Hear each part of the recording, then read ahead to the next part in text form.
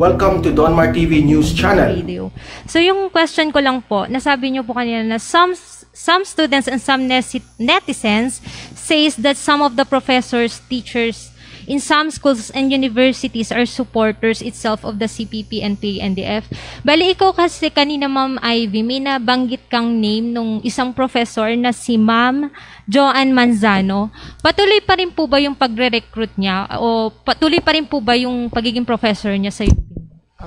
Sa kasalukuyan po, kung to answer the question, yes, patuloy pa rin po. At ang ginagamit nilang pangalan ng organization, kasi sa amin, sa organization nga namin, may tinatawag kaming parang sa panahon ng estudyante ka, ito ang organisasyon mo.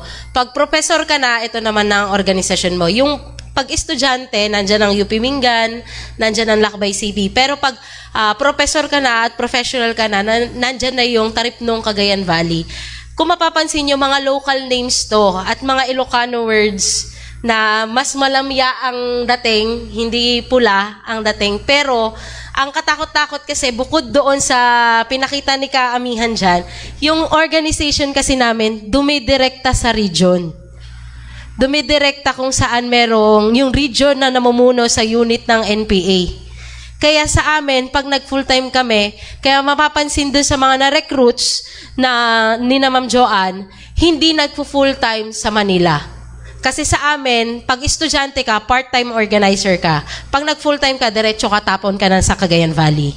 Tapos doon ka na sa Cagayan Valley, meron na silang 3 full-time organizer sa White Area na from UP Manila and UP Diliman. At meron silang 3 rin, si Sikhay, si Tala, at si Shera, at si Laya, na from UP Diliman and UP Manila, na nandoon na sa loob ng NPA sa kasalukuyan.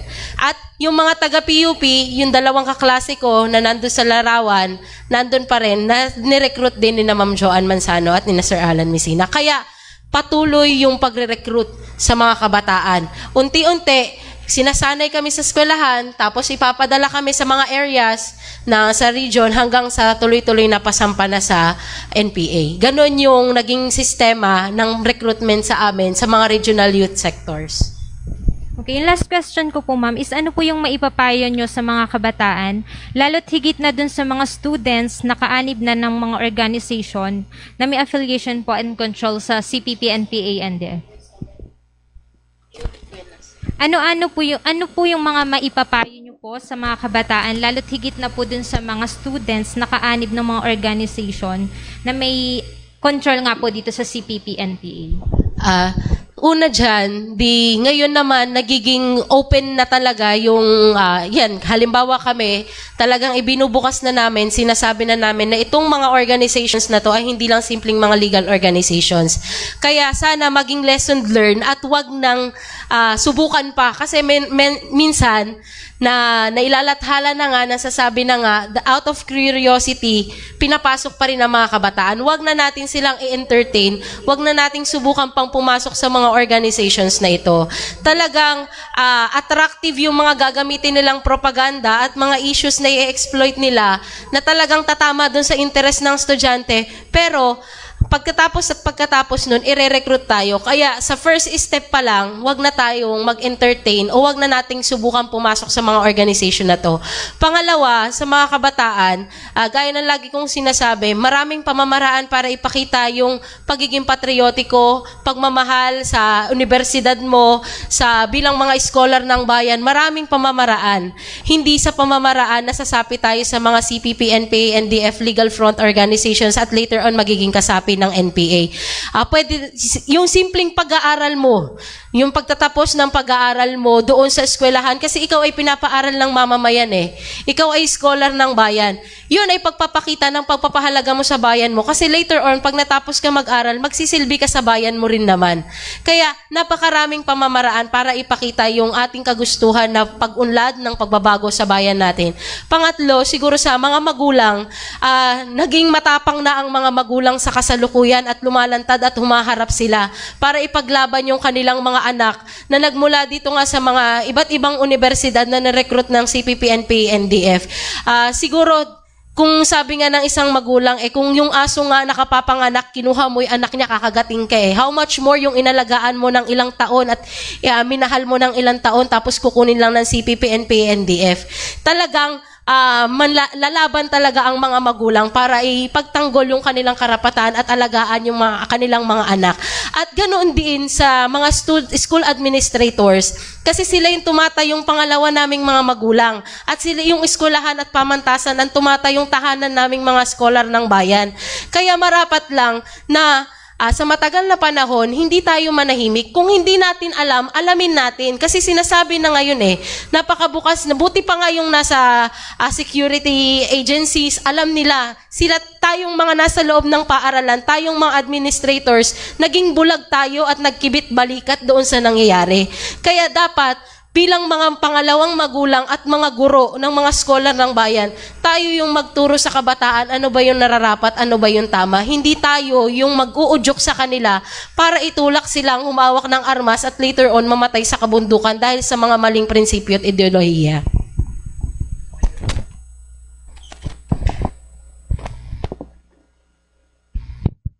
Hi, good afternoon. Ken Bornilio of PTV4. Tanong ko lang, bukod sa Kabataang Makabayan, are there any other organizations in this level na nagre-recruit bukod dito? Napakarami po. Pero yung Kabataang Makabayan ay nakatutok sa sektor ng kabataan at estudyante sa loob ng pamantasan. Kung sa loob po ng pamantasan, meron pa tayong napakaraming underground mass organization. Ilan nga po dyan ay yung Katipunan ng mga Gurong Makabayan o Kaguma. Meron din po tayong meron din pong Makibaka o yung Mapagpalayang Kilusan ng Bagong Kababaihan na sila naman ay underground mass organization ng Gabriela Women's Party na kung saan ay tahasan din sila nagre-recruit sa loob ng mga pamantasan natin. Kahit naman yung RCTU o yung mga manggagawa, for example, yung binabanggit namin, sa PUP ay nire-recruit din yung mga janitors, yung mga manggagawa mula dun sa loob ng PUP. At sila ay mga members ng RCTU, Revolutionary Council of Trade Union, na kung saan isang underground mass organization din ng sektor ng mga manggagawa. Question for Karen. You mentioned earlier na nagro-room to room ang mga aktivista first day of classes pa lang. So, is this in class period or after classes na ba siya? Or parang ganun na ba talaga siya ka-extensive na yung first day pa lang is parang magre-recruit na sila, yung mga, syempre, not knowing yung mga estudyante, bago pa lang, wala pang kaalam-alam, wala pang kamuang-muang sa kultura ng paaralan. So, can you expound on this po? Yun yung sinusunggaban ng mga aktivista. Yung panahon na walang alam pa ang mga estudyante. Kasi kumbaga nga sa bond paper, mas madaling mag-drawing at magsulat sa blankong bond paper kaysa yung may dati ng laman at may dati ng nakasulat. Yung panahon na yan, kasi sa PUP, may tinatawag na adjustment period. Na sa panahon na yon, dahil mga freshmen, nag-a-adjust pa ang mga estudyante, tumatagal yan halos ng 12 days, yung adjustment period na yan. At yun yung sinusunggaban ng mga aktivista at mga legal front organizations ng CPP-NPA para mag-room to room. Kasi sa panahon na yon, dalawa lang ang nangyayari. Papasok yung professor, ibibigay yung curriculum, yung ang tawag doon sa course outline, ano yung lalamanin ng kanyang subject. Yun, tapos i-orient lang, aalis na. Hindi agad binobombard ng mga professor ng yung sa subject kasi nga mga bago. O kaya meron namang mga professor na magdi-discuss na rin.